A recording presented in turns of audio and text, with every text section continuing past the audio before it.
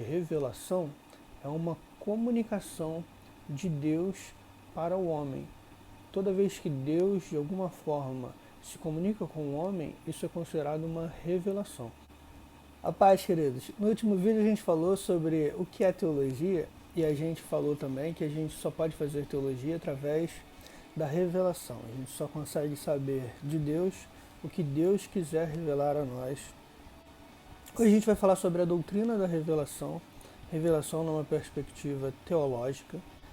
A gente vai ver que a gente pode falar sobre revelação no sentido mais restrito e no sentido mais amplo, quando a gente fala de teologia da revelação.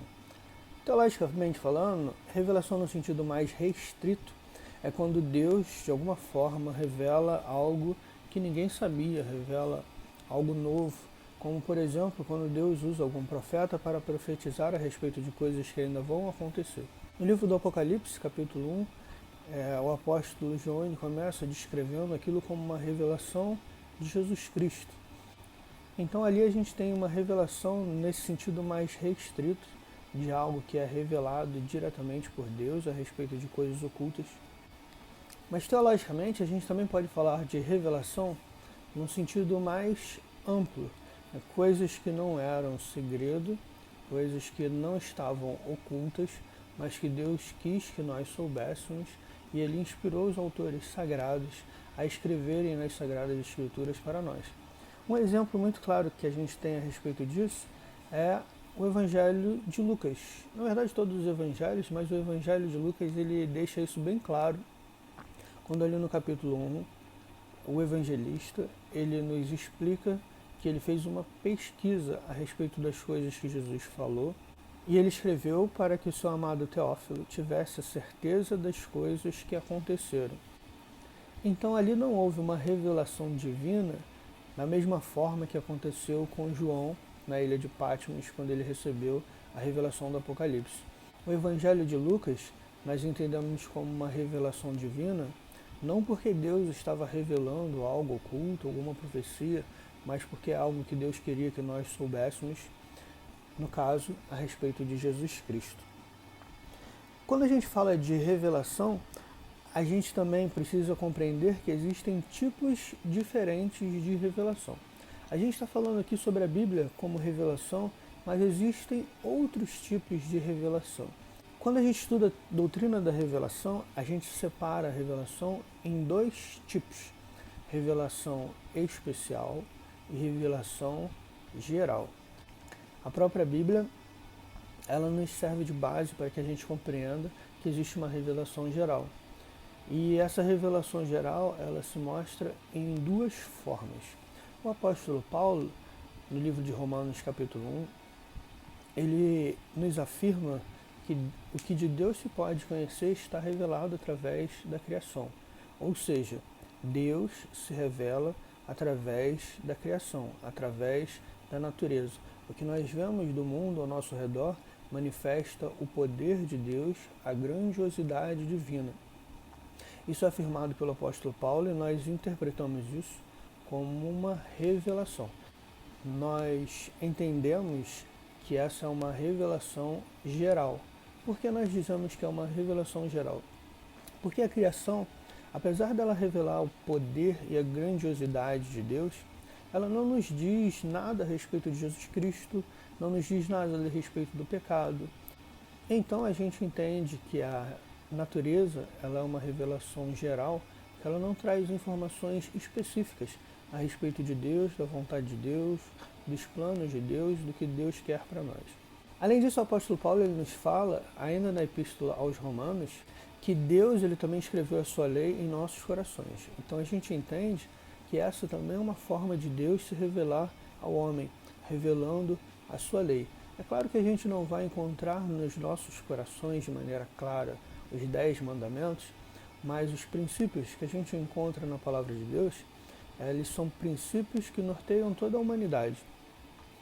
Muito conhecido, para quem estuda história, é o Código de Hammurabi, que, segundo os historiadores, veio antes da lei de Moisés. Algumas pessoas vão dizer até que Moisés se inspirou no Código de Hammurabi para fazer a lei de Israel. E ali a gente vai ter alguns princípios que a gente encontra também na palavra de Deus. né? Então a gente vai ver que quando o apóstolo Paulo nos diz que a lei está gravada em nossos corações, a gente pode constatar isso olhando para sociedades, para grupos que nunca conheceram a palavra de Deus, mas que seguem alguns princípios, como matar é errado, roubar é errado e coisas do tipo.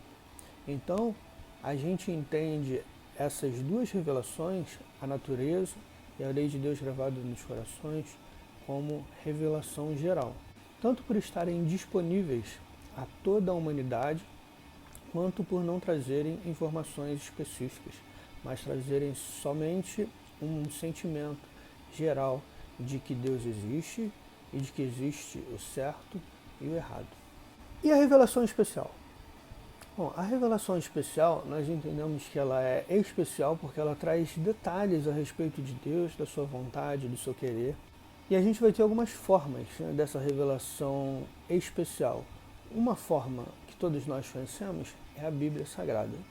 A Bíblia, nós consideramos ela sagrada porque nós consideramos que ela é um livro inspirado por Deus, como diz o apóstolo Pedro, que os autores não escreveram por sua própria vontade, mas foram impulsionados pelo Espírito Santo para nos escrever a respeito das coisas que Deus queria deixar para nós.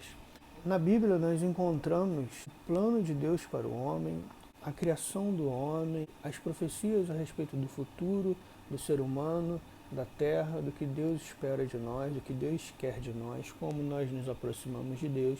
Então nós consideramos que a Bíblia é uma revelação especial. Uma outra forma de revelação especial, essa realmente muito especial, é o nosso Senhor Jesus Cristo. O autor aos Hebreus, ele vai nos dizer, no capítulo 1, que havendo Deus falado aos pais pelos profetas, falou-nos nesses últimos dias através do seu Filho. Então Jesus Cristo, ele veio nos revelar a vontade de Deus. E não só isso, o apóstolo Paulo vai dizer que ele é a própria imagem de Deus. João, ele testifica e afirma que em Cristo foi vista a glória do unigênito do Pai.